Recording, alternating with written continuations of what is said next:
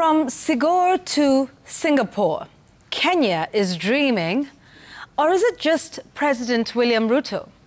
The fifth president has lately, and without count, expressed his admiration of that Southeast Asia city-state called Singapore. And President Ruto vows that in his lifetime, 30 years, 5 years, or even 2, he must transform Kenya to a first world country. But the dream faces questions, not just from critics, but economic analysts, political fortune tellers, and ordinary folk. Some that struggle tonight to put a meal on the table. We are interpreting the Singapore dream here on The Gang.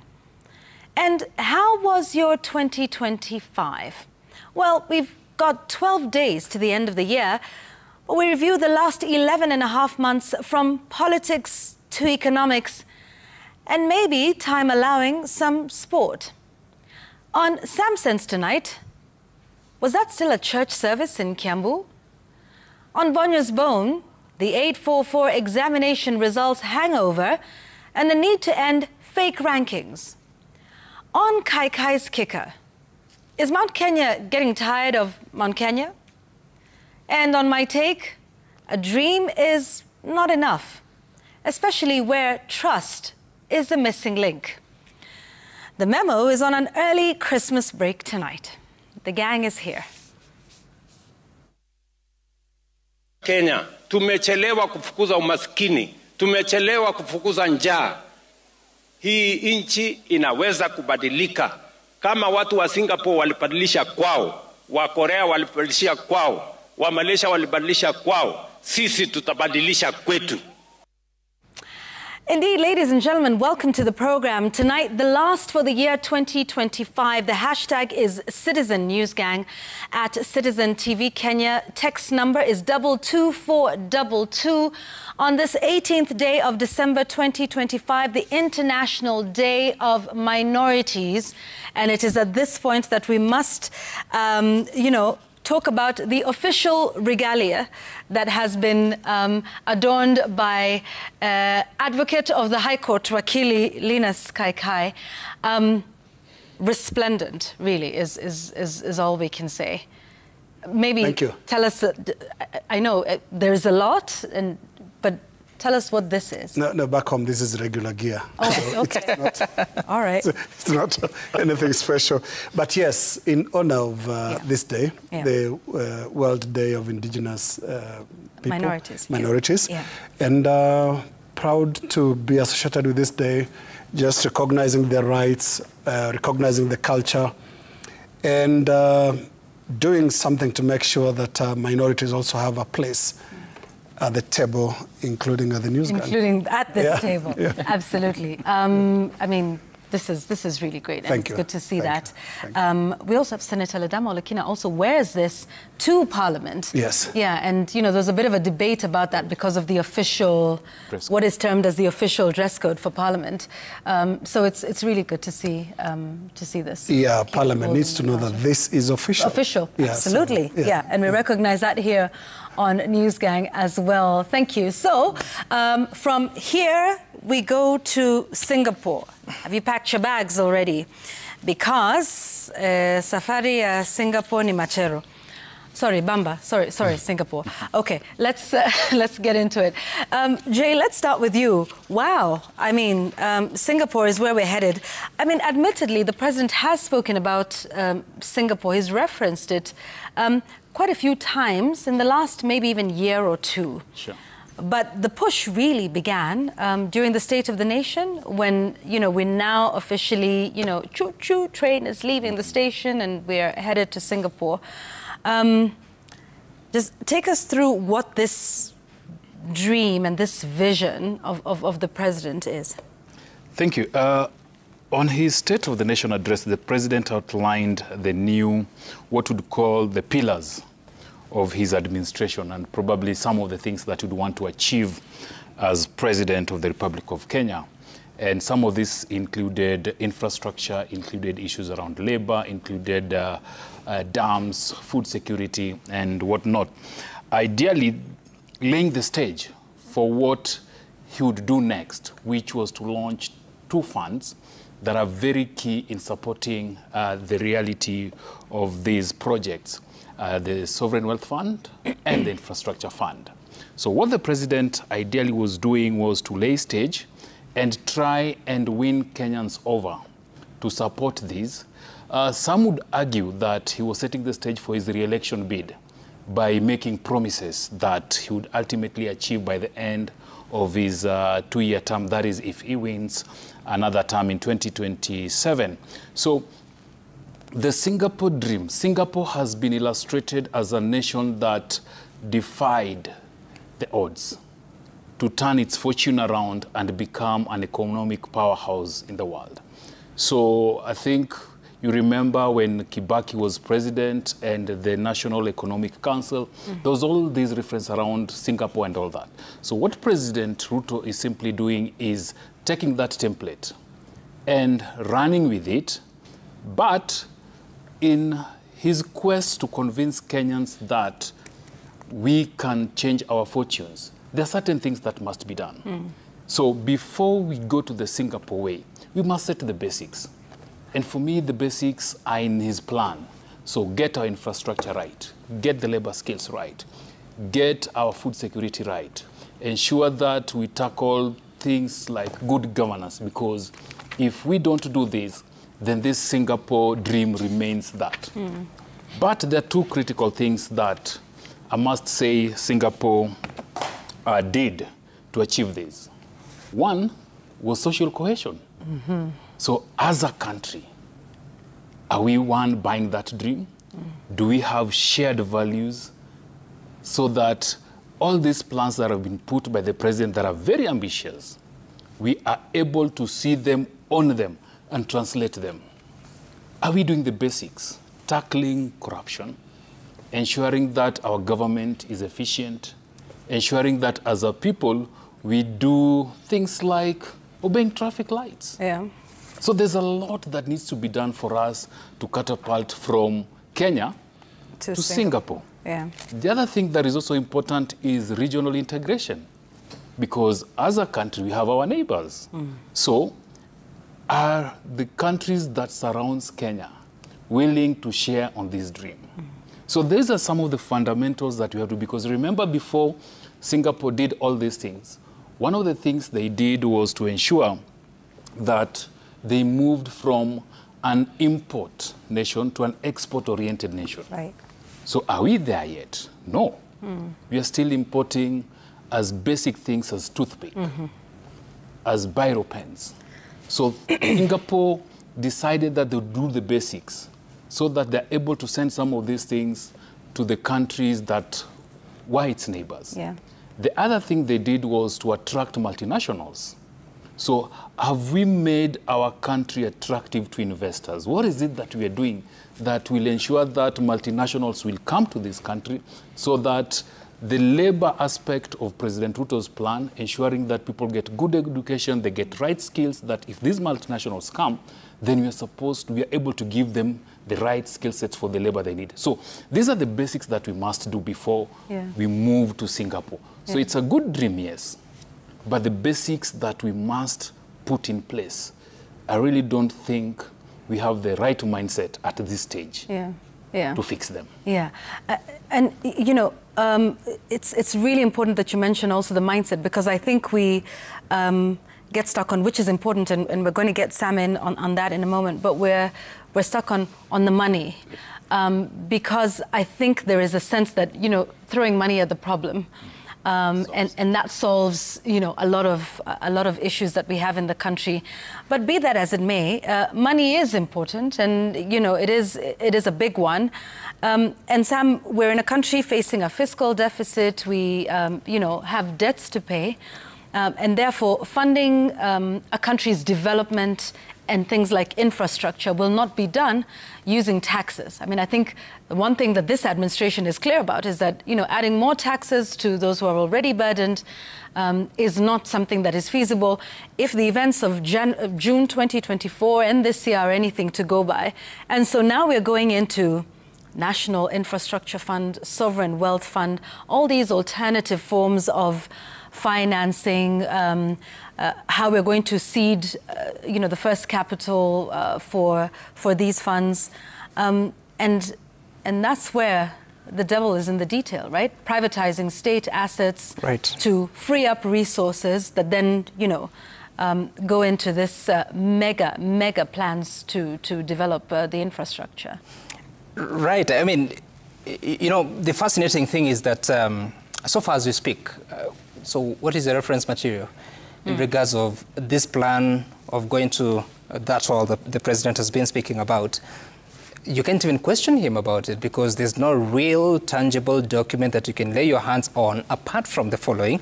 On 20th of November 2025, at the State of the Nation address in Parliament, there's a speech that talks about the 4 pillars of sorts that define that path that Kenyans must follow, according to the president. Then thereafter, there's a speech of an address to the nation on Jamhuri Day, the 12th of December, which is last week on Friday. Ooh, it's just a week, less than a week. So that's the second document. The third one is the news release from Cabinet, the Cabinet news communicating that the Cabinet has endorsed a policy to come up with the Sovereign Wealth Fund and also the National Infrastructure Fund, and saying that it will be formed as a limited liability company. So those are the only tangible documents that you can say, okay, scratch tangible. Those are the only documents existent that you can say that define what the president's thoughts are. When it comes to implementation, and again, we have to talk about what we know, because there's a Vision 2030. It was passed by the government of President Mwai Kibaki. I think it was in 2008. That was the product of a bit of consultation, of course, at that time under the Ministry of Planning, which was headed by Cabinet Minister Professor Anyang' Nyong'o, currently the governor of Kisumu. Thereafter, there was a conversation around the Big Four agenda under President Uhuru Kenyatta, which started off in a similar manner from the swearing in. I think it was in November of 2017. During the swearing in, he spoke about it. And then again, Jamhuri Day of that year, he also spoke about it. But eventually, you could see some documentation that was going on to explain what the policy behind Big Four agenda was, and it being factored in different platforms of financing, especially budgeting. But you also recall that at the time, affordable housing was an issue that raised a lot of conversations and questions, including being taken to the court for introducing an affordable housing levy. Now, then you come in and you see the bottom-up economic transformation agenda, which was contained in the manifesto of the Kenya Kwanza campaign in 2022.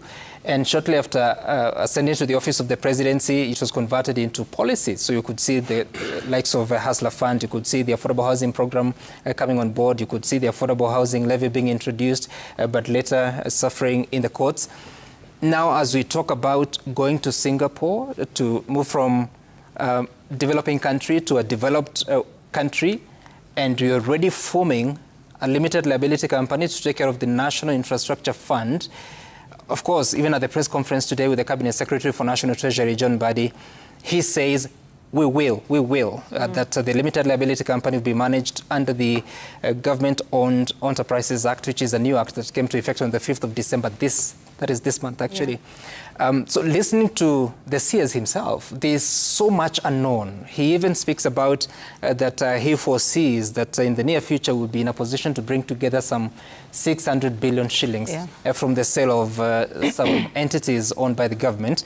So yes, he gives an example that the Safaricom stake, the government stake in Safaricom gave us some billions of money. I think we were talking about 240. And then the sale of KPC, 65% of it, Kenya Pipeline Company, to give us about 100 or so billion shillings. So the Cabinet Secretary says that he estimates that we get about 320 to 350 billion shillings. So fine, we might get it, but what is the full plan? So there's a challenge of engaging the country to reason together, because now it's even turning into a competition that those that are opposed are naysayers, those that are opposed do not understand. It's that point that as Kenyans have to engage, how then do they do it? Again, I think the Cabinet Secretary also spoke about the voices like that of Ndindi Nyoro, who is raising questions about the cost of the shares in Safaricom, this National Infrastructure Fund. So there's a great perception among critics or people that think differently from the government that we already have a debt of 12 trillion shillings. You're telling us that you have a fund that you put together 5 trillion shillings, or the 4 pillars will cost 5 trillion shillings. This is money that will be spent outside of the budget. It is not our money necessarily, apart from the seed capital that will be after the sale of national assets. Yeah. The rest will have to be borrowed, because the president says that for every shilling there will be a crowdfunding of about 10 shillings. Yes. That is loan. So in essence, we might end up raising our debt from the current 12 trillion shillings to something else.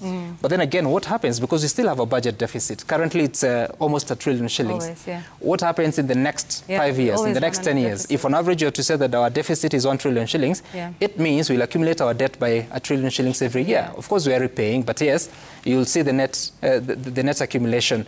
We might get to a situation that we are so indebted, and this is a conversation the country must have, so that we say, we agree with the president, we agree with the government, but this is how we think this should be done. And I think a couple of things for me. One, that sometimes there's a way we brand certain conversations in this country, that those are critics. I mean, raising a question is, so how will this work? And we might have some concerns. Where are we headed with that? Isn't saying that you're against it. That is number one for me. Number two is the issue of process. What follows what? What are the key steps? And I think there have been questions about, like you said, the absence of particular documents or perhaps legislation.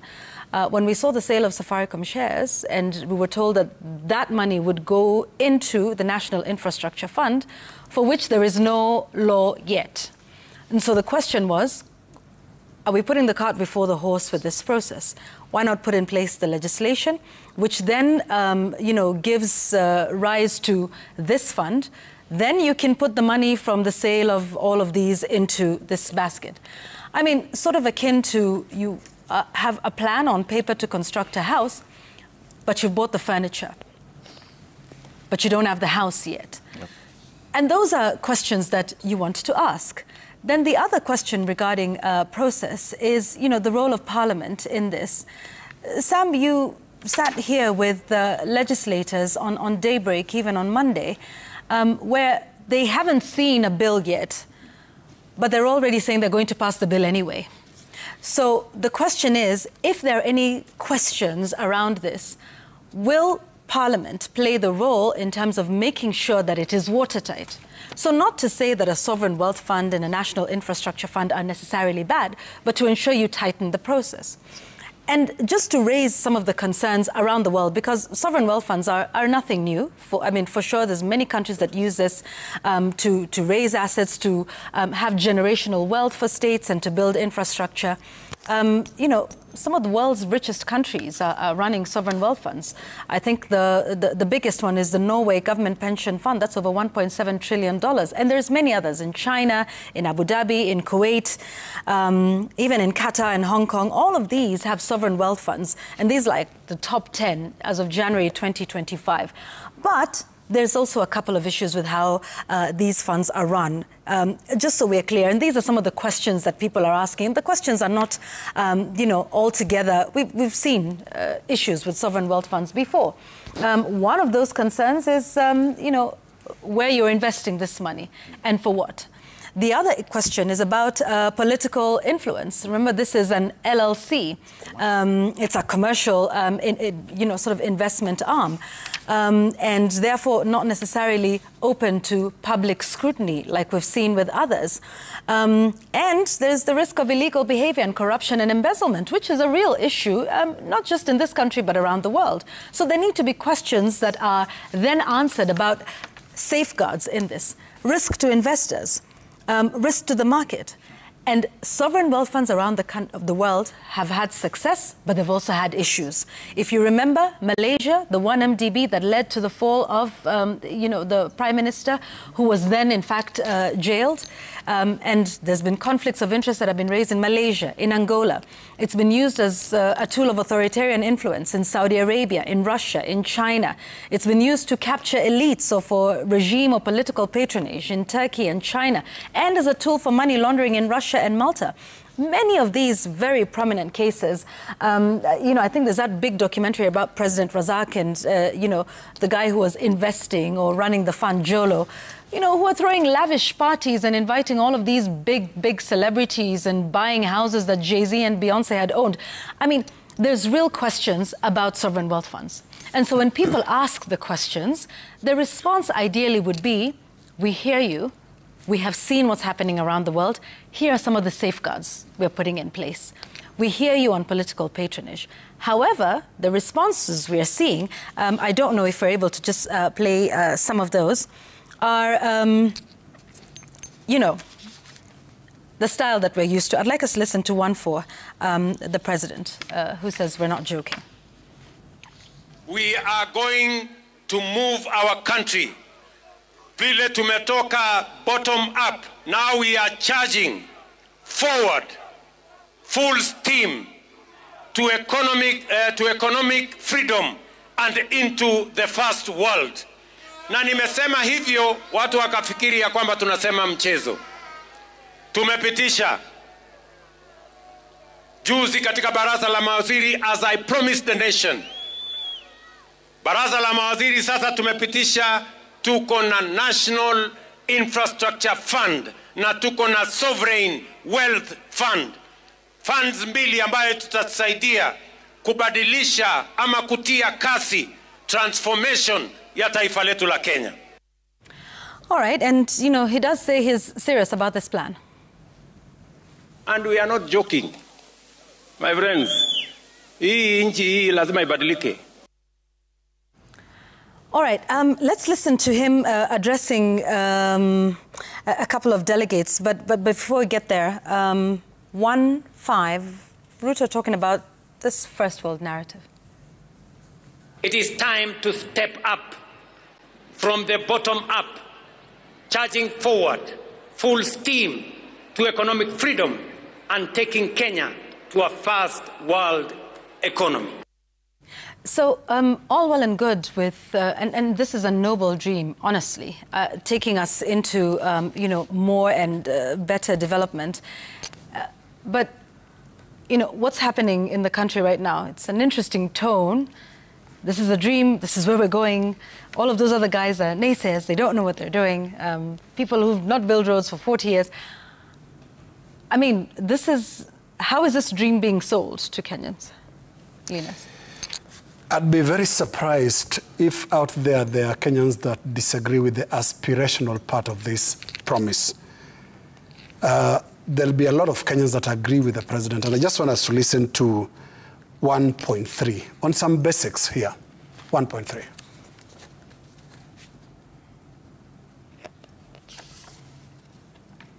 Tumechelewa kubadilisha Kenya. Tumechelewa kufukuza umaskini. Tumechelewa kufukuza njaa. Hii nchi inaweza kubadilika kama watu wa Singapore walibadilisha kwao, wa Korea walibadilisha kwao, wa Malaysia walibadilisha kwao, sisi tutabadilisha kwetu. If we can now skip all the way to 1:13 and see what he says there. I discussed this vision with the late Right Honorable Raila Amolo Odinga in the presence of Professor Anyang' Nyong'o, who reminded me that no nation has industrialized without roads, energy, and food security. If we can now go back to about 1.11 and just listen to what he says on third world and first world. We want to move this country from a third world country to a first world country in the next 30 years by 2055. 2055. Let's go to 110 and listen to what the president says about the first world dream again. In the next, by the time I get to 90, Kenya should be a first world country. Isn't this our lifetime dream as Kenyans? Everybody wants this direction. But there's something troubling about this narrative, and I would look at it, Yvonne, from a very basic level. that it has been upped as nearly the only national conversation driven by the president himself. Meaning, at a very simple way, you travel out there as a Kenyan and you will be seen as, oh, you guys are aspiring to be Singapore. That is troubling, because that's not the only thing we should be thinking about. We should be thinking about Kenya. What can Kenya become? Because there are all these development models that we can emulate. And what else is troubling about the Singapore experience? Do we know how small Singapore is in terms of size compared to Kenya? Let me illustrate this a bit. Singapore is a city-state, a very small country that is in diameter 50 kilometers. 50 kilometers is like Nairobi to Thika. Yeah. Meaning, actually, we'll be halfway there if we do the expressway from Thika to Museum Hill. We would have done the diameter of the country. That is the size of Singapore. Singapore is nearly 800 times smaller than Kenya. You know what that means? That you can pick Singapore's 800 pieces of Singapore and fit them into Kenya. This is a small city-state that has done so well, no doubt. But in terms of size, we are not picking our size. Population. Singapore is only 6 million. Is it? How many are we in Nairobi now, Sam? Yeah. By day, about that. By day could be 6 million. By night is about 4 million. 4, yeah. Yeah, meaning, I mean, the people who come here during the day, that's the entire population of Singapore. I think we are overdoing this. We honestly should aspire to do well as a country, but can we have some of this?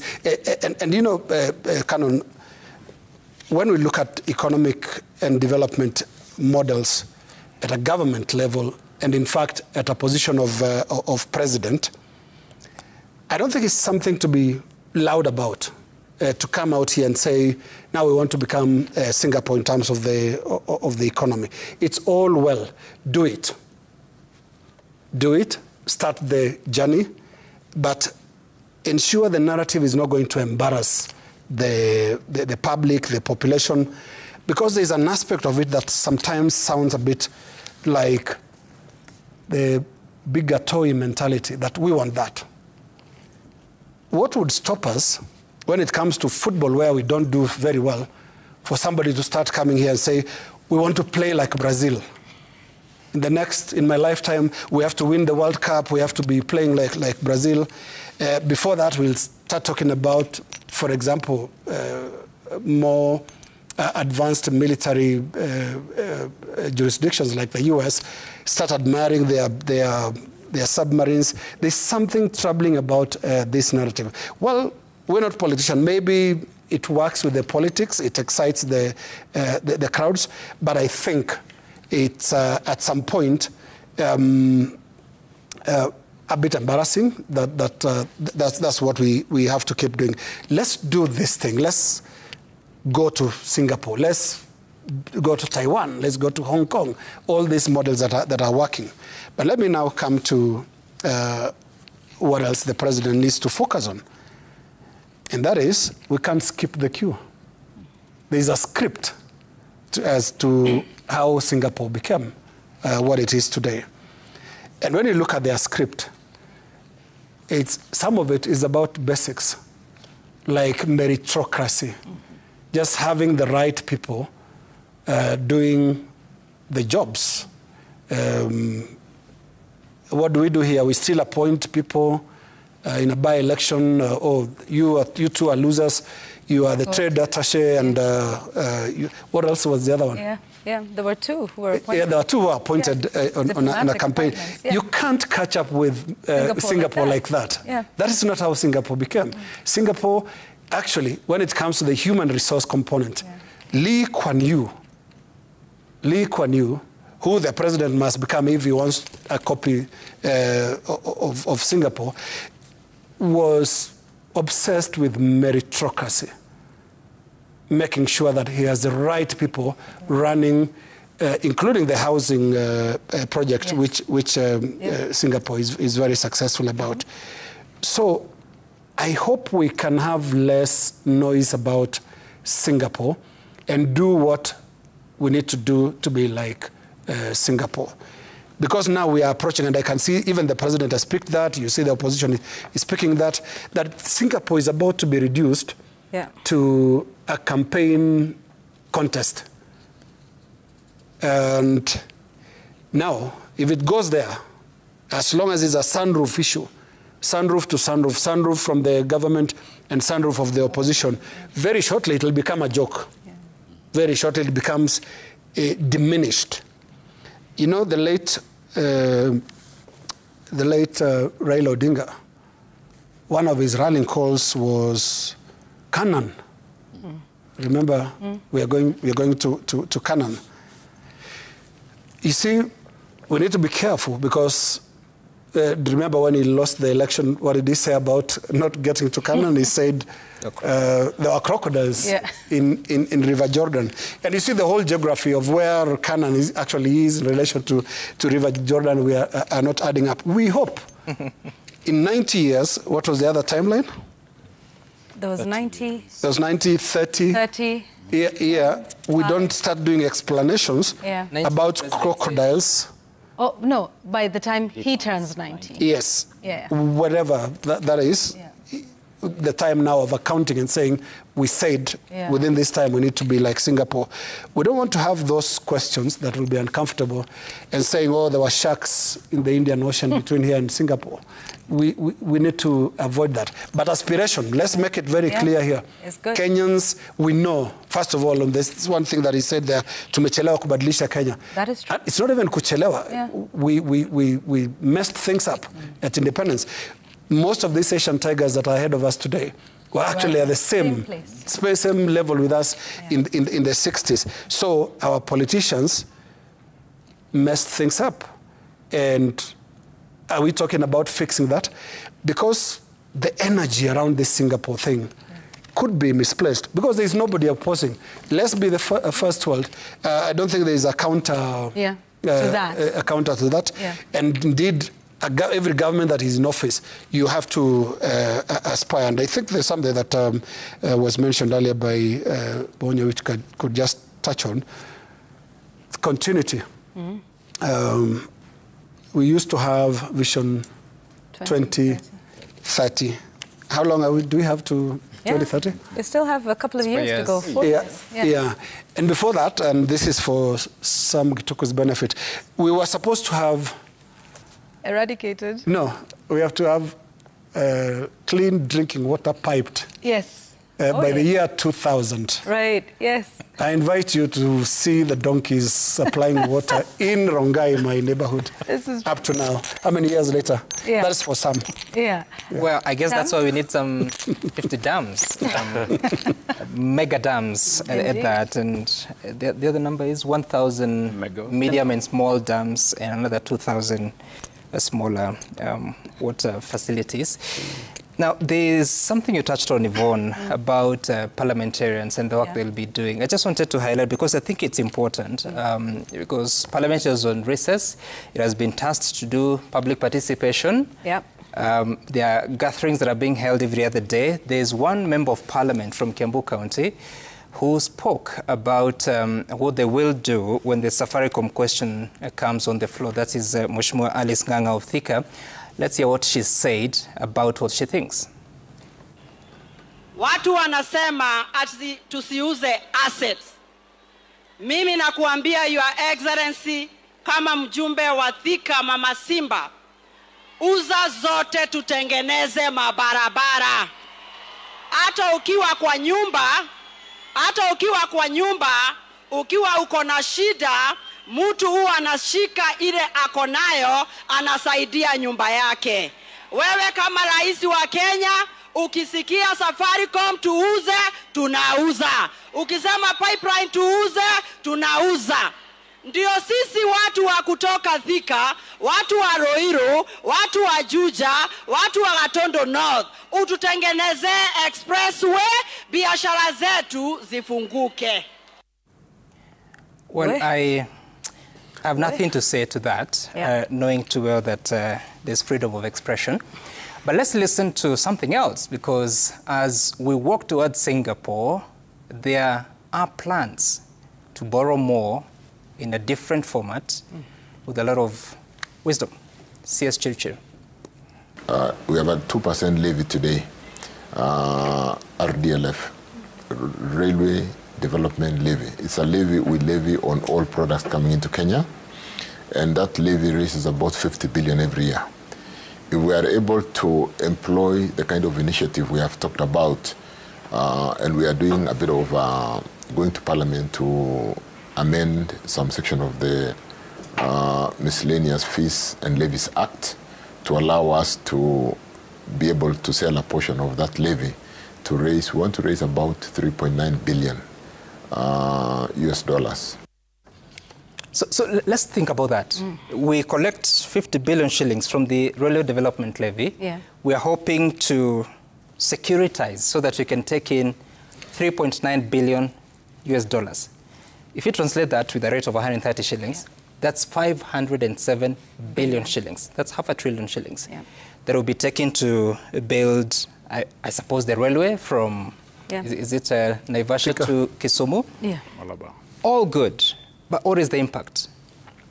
Now, there's something else that has happened in the securitization way of doing things. The Road Maintenance Levy Fund. Already, the President has been speaking about it, that we have securitized 7 shillings out of the fuel levy, which is a total of 25 shillings. So 7 shillings have gone into that and given us some 175 billion shillings. There's plan to securitize a further 5 shillings per litre, which will give us another 125 billion shillings. Put together, that is 300 billion shillings. So already securitizing the Railway Development Levy and Road Maintenance Levy Fund, if that goes through, we'll have taken a loan of 807 billion shillings. That's 0.8 trillion shillings. At what cost? Nobody so far, unless Yvonne you have, has seen the deal of the securitization of the road maintenance levy. When it comes to the question of how much is it costing, I have spoken to several members of parliament about this question. None appears to have an answer of who is this that loaned us this money, what was the cost, for how many years. We are just given a figure of between 7 and 10 years. If you look at what the Cabinet Secretary for Roads and Transport is saying today, about $3.9 billion USD, which I've said is 507 billion shillings, he doesn't say what the cost of that money is. Now, already that's 0.8, close to 1 trillion shillings. Which is our... On just one ministry. Yes. It's just in one ministry. Yeah. What is the impact of every other thing that we are going to do? Yeah. And what is our plan? Because that's indebtedness. Because if you are to take it and the person giving it to you is doing so because there'll be toll fees, so it's a commercial entity of sorts, meaning that service, once it's ready, Kenyans will have to pay for it at a premium for it to be affordable to the person that gave us the money. The other question is, with all these things, whether it's the National Infrastructure Fund, the securitization, where is the control of budget in it? Because the control of budget controls the withdrawal of resources from the consolidated fund. If you do the National Infrastructure Fund or the Sovereign Wealth Fund, does the control of budget have the visibility? Probably not. What is the responsibility of the Auditor General? I see, including this thing of the government-owned enterprises that are now moving from their parent acts, because, for instance, the Kenya Ports Authority Act is no longer effective. I mean, it's not a law in Kenya, meaning it's governed by the Companies Act, but also the Government-Owned Enterprises Act. It means that now it's no longer a parastatal, but a limited liability company. What is the visibility of the Auditor General? Oversight, yes. They say that the Auditor General or an independent auditor will have to look at sort of evaluation of what are the assets or the liabilities and report to the Auditor General or report to the National Assembly. But in continuous management of these facilities or these organizations, what will be the visibility of the Auditor General? Now, Kenyans must be careful, because while we may clap and be happy that we're moving to the first world, we're also moving a lot of resources from the eyesight or the visibility of Parliament, that is the oversight entities, the control of budget, the Auditor General. So what shall we depend on? Because under the Companies Act, then the game is totally different. Unless there's an issue, that's when it's reported to Parliament. So as we do that, how do we safeguard the interest of the country? Yeah. And knowing that members of parliament, including the member of parliament for Thika, who will be ready and willing to approve whatever comes on set. Yeah. So then what's our safeguard as a country? Because regimes come and go. Yes. The president has a term until 2027. If he wins, that's up to 2032. After that, he's gone. Limited liability company means limited by shares, meaning even the officers who work there, their culpability is up to a certain extent. Right. Who shall we go to ask questions in 2033, for instance? Now, some of the questions then, on all of this, it all boils down to accountability. Sure. And I think, like we've said, great dreams, lots of money that you're putting in to that. And you can sell whatever you want to sell. That's great. You can put the money in there. But also, another thing that we've seen in this country, and it's historical, and they have to understand that they're coming in, on that sense of mistrust, is this money, whatever it is, you put in a sovereign wealth fund, in a national infrastructure fund, going to be used for the exact purpose it is intended? We have been in this country. I sat down with one former cabinet secretary for Treasury and asked him about Eurobond 1. It went into budgetary support. Mm-hmm. So you can't quite trace, did it buy a pen, in civil service? Did it buy flowers? Did it, pay salaries? We're in this country. Sure. We've heard and seen these things before. Now, when we talk about accountability of some of these funds, what are some of the things that we need to be hearing and maybe addressing? Dividing roles and responsibilities in these funds, so that we know that fund manager, that's where a lot of mischief can possibly take place.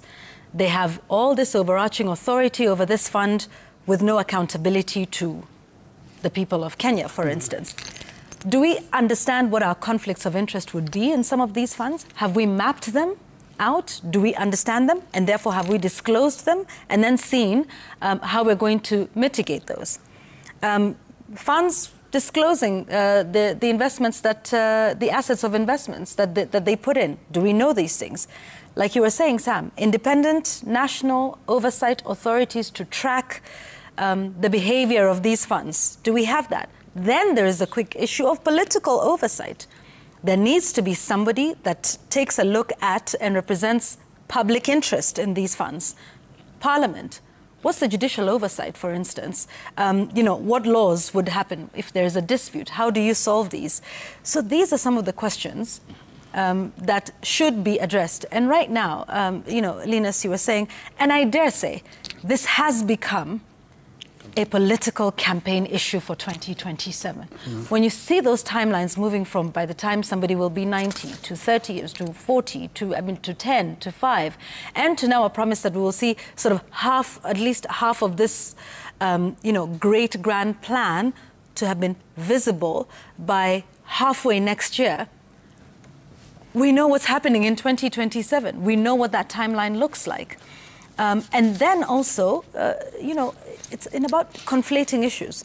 So if in one fell swoop and in one speech, you talk about taking us to first world, you talk about these great plans, the National Infrastructure Fund, this is what we're going to do with it, and in the same sentence, in the same breath, but then there are others who don't want one term, who want one term, there's two term, and there is all of this. Do you see how then this looks like a political issue rather than one that would outlive one term, two term, Kasongo, whatnot, and all of these slogans that exist in the country at the moment? And so it would be refreshing also in the way that you present this fund. Can we speak about the fund for its merits and demerits simply? And then take another day and go out on the campaign trail and talk about, all these grand plans you have if you re-elect me, or the grand plans that you have to remove somebody else who's in office. Yeah. The problem is those conversations happen in the same breath, and it would be hard to not see how this is another campaign tool. And the last thing before I come to you, we've had all these grand plans. At Independence, and this is also for Sam's benefit, we were going to... you were there. Well done. We were going Your to, lifetime. Remember, eliminate three things, right? Yes. Disease, ignorance, and poverty. Where are we with some of those, right? And then, of course, there was all the other plans, Clean Water by this, Vision 2030. There was the bottom-up economic agenda. There was the one that, in 2013, when we came in, the Big Four agenda. You see, where does all of this come in? And who then audits where we are? Is it time to say, okay, so with disease, ignorance, and poverty, by the way, where are we? We just saw that inequality report, yeah? Ignorance, I mean, the form of education, it's still something we're dealing with. Disease, for heaven's sake, we're going into a big deal, with the US to combat things that in other parts of the world, like in Europe, have been totally eradicated. There's countries in Europe that do not know what malaria is or tuberculosis. So we're still, where are we with that? Then where are we with all of these? And then we can incorporate them. Is one a successor of the other? Does it enhance? What happens?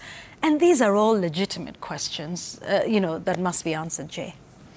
I want to take us back a little bit to probably help the government achieve some of these things, translate them from dreams to realities. And this calls for public communications. It boils down to that before you introduce all these big plans, the basic issues that the people are asking, deal with them, answer them, explain to them, tell them why we are moving from here to there. Because you realize that the parliament that is supposed to be a representation of the people is more doing the bidding for the executive. Yeah. So the people will not get any answer from them. So apart from ensuring that there's a clear legal mandate to these things and there's a lot of transparency around them, please communicate. Because like we all say, this move forward to First World has been turned into a campaign issue. That now, every other time the president speaks, he says it, and he says it from the sunroof. So we know very well that this is something he's doing a bidding for his second term. Please come back and explain to us in basic principles, what exactly do you want to do? And don't do it with a lot of, what would you say, kifua. You see, yeah. Please explain to us. We all want to go to Singapore, but carry us along. Move with us. Tell us this is what we want to do on day one. This is what we want to do on day two.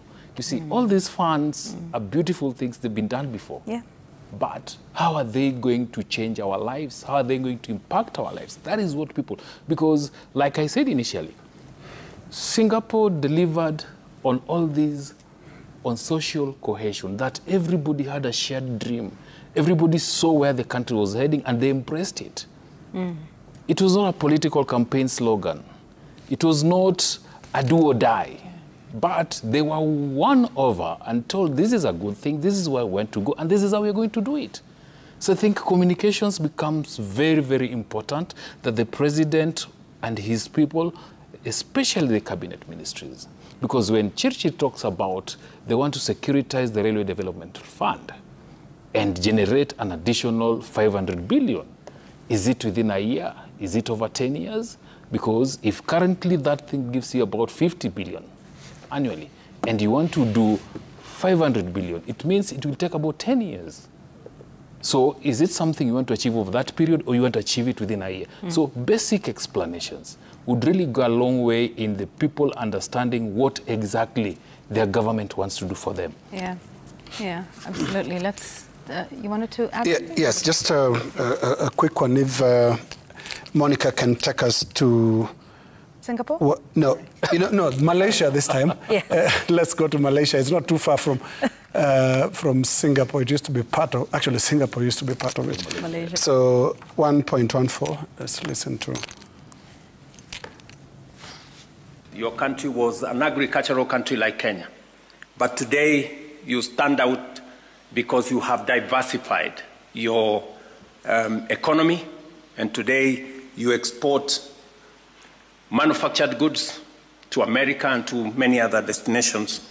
And I want to tell you, Mr. Prime Minister, we are walking in the footsteps of Malaysia, and we hope to catch up with you soon. Okay, we can now go back to Singapore and listen to former Chief Justice David Maraga in 1.16. to Singapore. The history of Singapore will tell you that the Prime Minister, Lee Kuan Yew, got even his relatives in prison.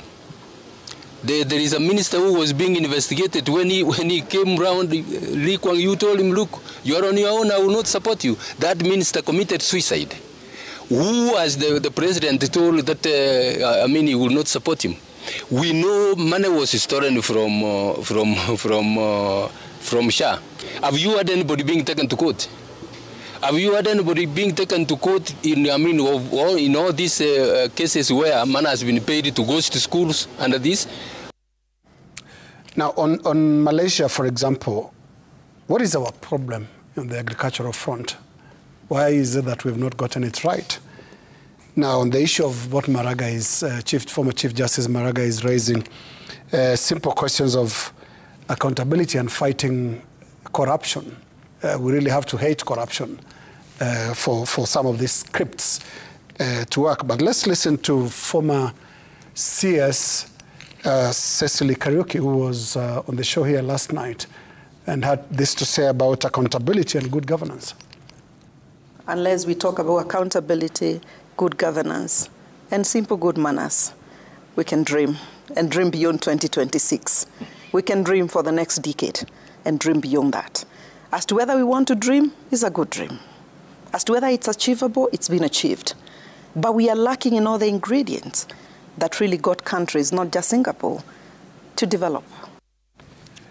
So ex-CS Cecily was speaking with our colleague Jeff Koinange, and also in that panel was former cabinet minister. In fact, at one time he was in charge of the agriculture docket, Kipruto Kirwa. Let's listen to what he had to say about these dreams and visions. I would rather we become modest about our dreams. And also dreams, Jeff, as you know, must be put in a blueprint, which is supposed to be the vision of the government. Remember the Kibaki dream of Vision 2030, he did not just announce it out of nowhere. It took a lot of professionals, a lot of us politicians, to go through a process of saying, in terms of the security sector, what are the basic ingredients that we need to input for us to reach Vision 2030? Infrastructure, service industry, and many other aspects of government. It took us about 1 year before we came out with the Vision 2030. So it looks to me, Yvonne, like most of these things actually belong to the boardroom, a quiet back end, not the sunroof. Yeah. And there was something they all said, which you said, Jay, basic ingredients. Yes. That is something we need to, as the president says, we're walking in the footsteps of Malaysia. Maybe the one pitfall we might want to avoid is, let's not do what they did with the Malaysia 1MDB fund that embezzled $4.5 billion. People were buying art, fancy cars, luxury yachts, big birthday parties. There is, there's a documentary, and of course, because Linus is seated right next to me and he's my boss, so I will not promote it, lest I be charged. There's a particular documentary on that, where Britney Spears came out of a cake and said, "Happy birthday." All of that was from Malaysia 1MDB fund. There's obviously places where it's been used very well, like Norway, but there's also places where it has been misused. So I just hope when he said we will follow all your footsteps, not the 1MDB fund, Mr. President. Let's take a break and get some basic ingredients and come back and talk about the year 2025, some of the key events that took place this year and what they portend for 2026 and what is now increasingly looking like 2027 election. Let's take a break. We'll be right back.